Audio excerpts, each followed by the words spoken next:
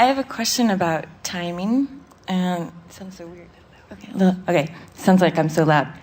I have a question about timing and how that plays in to things. I sort of hear it as a word that's, to me, seems like a little bit of a cop-out.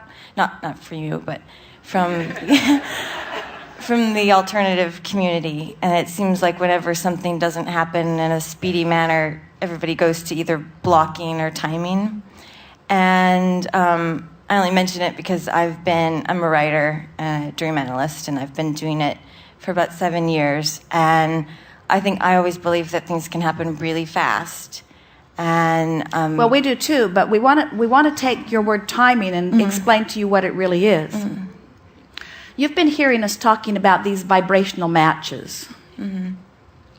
So if you've got your radio dial set on 6:30 a.m. and you want to hear what's being broadcast on 100.6 FM, you could wait forever and it wouldn't happen. It's not about timing, it's about alignment. So everything is happening in perfect timing. In other words, law of attraction is lining things up constantly. So your now is full of timing. In other words, you're rendezvousing every encounter, every thought that moves through your mind, every memory that comes to the surface. All of these things are happening in this powerful now, this juncture that is now where your focus is. And that's timing. So we're really not all that interested in talking about timing any more than we're interested in talking about breathing. You're just going to do it whether we talk about it or not. In other words, there is time, but we are interested in talking about vibrational alignment, which will rendezvous timely. So every thought, let's say that you're walking through the hallway and you meet someone. Well, law of attraction caused that rendezvous. And that timing cannot be denied because you're having a rendezvous with something in every moment of time. So timing is sort of an irrelevant issue. It's a non-issue. It's what I'm doing vibrationally which is causing the rendezvousing in this timely manner. Now, if you're talking about time in the sense of how long it takes for something to come to me from the time I identify that I want it until it manifests in my experience, that period of time is all about how long it takes you to become a vibrational match to what you're asking for. Because you're always in this moment getting what you are a match to. So if I'm getting what I'm a match to, I'm getting what I'm a match to, I'm getting what I'm a match to, I'm getting what I'm a match to, but I want to get this, but I'm getting what I'm a match to, I'm getting what I'm a match to, timing. I'm getting what I'm a match to. Well, I've got to find a way of being more of a match to this.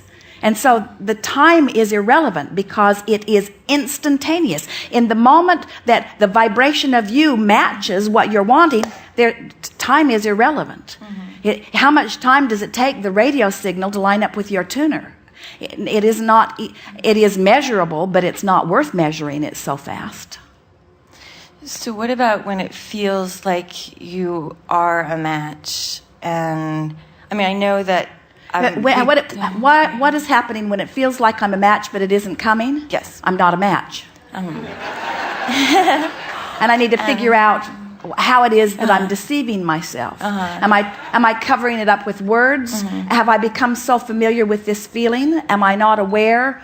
In other words, and the work is always the same. I now need to try to find some feelings of relief. And so if we were standing in your shoes, we'd poke around in it with a stick until we're pretty sure of how we feel. And then we would talk about it with the sincere and soul intention of feeling a little bit of relief. I guess I've felt so close for a while, and even now I feel so close to my goal.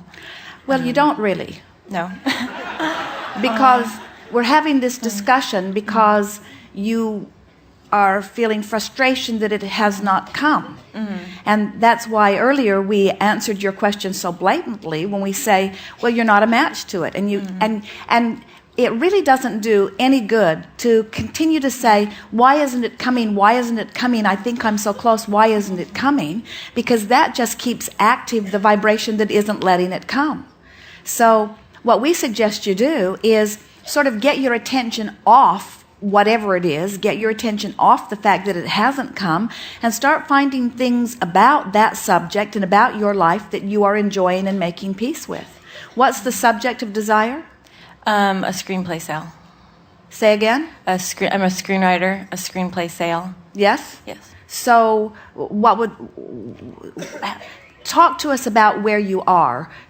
Just tell us where you are. Currently I've written, my twin sister and I have written a big bulk of work, and I feel very comfortable with, I really like our work, and so now I would like to see it get to the next step of being produced. And right now I just married a writer-director who's very successful, and I'm working on a project with him for a major studio. I would also like my own project to get up there too. So what does her project feel like to you? Feels stuck. She used the right word earlier, didn't she?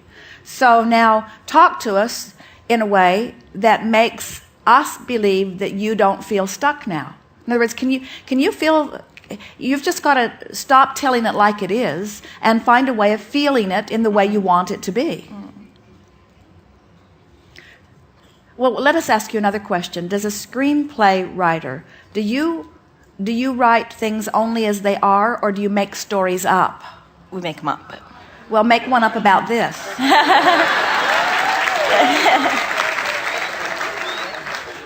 And tell it so often that you begin to believe it. I have believed it. I think recently I heard that our work was too sweet, and I think I'm having an issue with it because I am sweet, so that feels critical, and I think that's my thing I'm trying to work through now, is embracing who I am, possibly in a field that might be a little bit more open to edgy. Well, here's the thing that we notice about so many artists, no matter what their venue is. If you are looking around at the world that you think will gravitate to your stuff, and you try to modify your work to match what you think the world is asking for, you'll be upside down and all around. You'll lose yourself in all of that, and you will not feel satisfaction in the process of that. But if you will instead just do your work, let the sweetness and the clarity of who you are flow through you. It is our promise to you that law of attraction will find the audience that matches that. So many artists lose that. Now think about what we said earlier. Your connection between you and you is all that you have to tend to make your point of attraction the stable thing that it must be in order to bring you what you want. And if you're factoring in what everybody else thinks about it, then all that's doing is shattering your energy or scattering your energy and keeping you from having that attractive charisma that is necessary to bring people to you. So you just, if we were in your physical shoes, we'd write a screenplay about having written a successful screenplay. We'd write a story and we'd tell it to ourselves often about a world that thinks they need all of this pathos, when really the world at large is giving everybody all the pathos they need, and now they're looking for a place that they can go and feel good for a little while. In other words, we'd write a screenplay about how out there everywhere in this tumultuous world, there are people that are wishing for a place that they could go where they could carve out some time and just feel good for a little while, and that you are the one answering that calling, and that your audience has amassed even before you began writing, and that the writing that is inspired through you is coming in response to what this audience is asking for, and all of it is being lined up for you, and that it will unfold perfectly, and that your work is just to be in love with your work. You see, you cannot be in a business where you have so much knowledge about what everybody's opinion is about what makes it work. In other words, what makes it work every single time is somebody came in alignment with their work, and how it looks through the eyes of others, and the stories that they tell about why this was successful and why this wasn't. All of that is just after the fact speculation that had nothing to do with what really happened. We will tell you that what happened every time is that somebody came in alignment with their dream. And those that have the greatest success are those who keep to themselves enough that they don't worry about what anybody else thinks about their dream, you see. Nobody can get between you and what you want but you. And if you worry about what other people are thinking about it, then you're getting between you and what you want. But it's not their opinion that's making the difference, or even a market that you don't understand that's making the difference. It's your cross current that is making the difference, you see. Have fun with this. Write your screenplay about your successful screenplay in the privacy of your own mind, and make it full of as much trauma and drama or ease and peace as you want to. In other words, if you want to have a rough ride on your way to your great success so that you'll have stories to tell other beginners when you're done, then write it that way. Or if you want to just wake up one morning knowing that it's coming and every day feeling the satisfaction of it coming, there is nothing more exhilarating than to bring yourself to the place of knowing. Because when you know it's a sure thing, then you can patiently wait for the perfect timing. It is only when you don't know it's a sure thing that you are impatient and uncomfortable in the interim, you say. Yes, good. Okay.